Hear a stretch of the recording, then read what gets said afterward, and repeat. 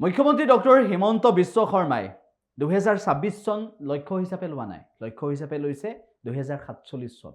মুখ্যমন্ত্ৰীগৰাকী নিজে সেই কথা উল্লেখ কৰিছে।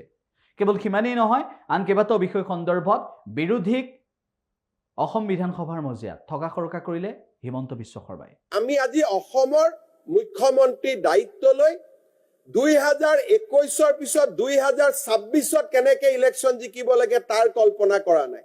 2047 কেনেকে আমি আকৌ ইলেকশ্যন জিকিম তাৰ কল্পনা কৰিছো।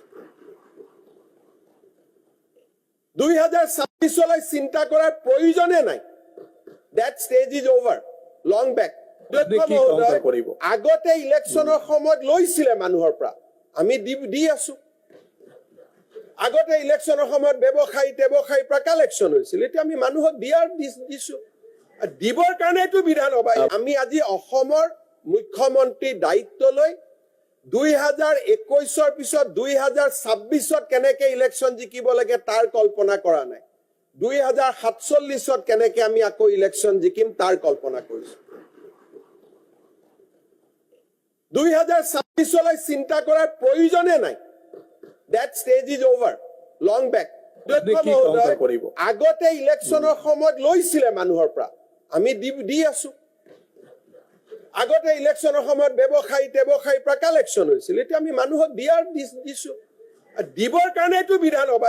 ৰাজস্থানৰ দৰে ষ্টেট, ৰাজস্থান বুলি ক'লে আমাৰ ধাৰণা হয় যে গোটেই মাৰোৱাৰী মানুহবিলাক তাৰ পৰা আহিছে, কিমান ধনী দেশ। ৰাজস্থানৰ দৰে ৰাজ্যৰ ডেট জিএছডিপি ৰেচিঅ' হৈছে 32.6। অন্ধ্ৰপ্ৰদেশ ভাৰতৰ বিকশিত ৰাজ্য, তেওঁলোকৰ ডেট জিএছডিপি ৰেচিঅ' হৈছে 30.9। উত্তৰ প্ৰদেশৰ 20 and we are below 25। তাৰমানে আমি আৰু যিকেইটা টকা লোন লোৱা হৈছে ডিৰেক্টলি ইন কেপিটেল এক্সপেণ্ডিচাৰ।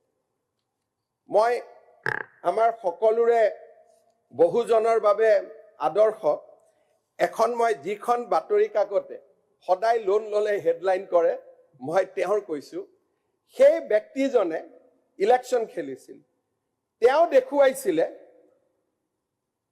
তেওঁৰ সম্পত্তি আছে 6,79 লাখ টকা, আৰু সেই ব্যক্তিজনে নিজে লোন লৈ থৈছে 3 কোটি টকা।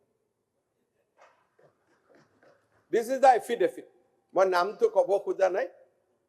তাৰ মানে সম্পদ যিমান, তাৰ বিনিময়ত 30% সম্পদত যদি 1 লাখ টকা এজন মানুহে দৰমহা পায়, তাৰ বিপৰীতে 30,000 টকা মানুহজনে লোন লয়।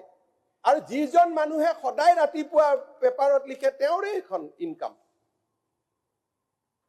তাৰ বিপৰীতে অসমে মাত্ৰ 25% টকা লোন লৈ আছে 100 টকা উপাৰ্জনৰ বিপৰীতে। তাৰ ওপৰত আমি কি কৰিছো, ইয়াত এখন এই বাজেটৰ মই বিশেষকৈ ইংলিছৰ কম। The page number 51 chapter 176 is very important. আমি লোন লোৱাৰ বিপৰীতে অসমত আমি 60,000 কোটি টকাৰ আমি এটা ৰবাষ্ট বিত্তীয় সম্পদ এটা সৃষ্টি কৰিছো। আজি আমাৰ অসমৰ 17টা public sector undertaking is profitable.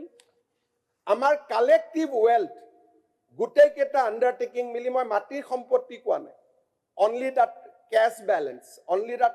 যিকোনো খবৰৰ বাবে যোগাযোগ কৰক 7099017330 লগতে 7099017110 নম্বৰত।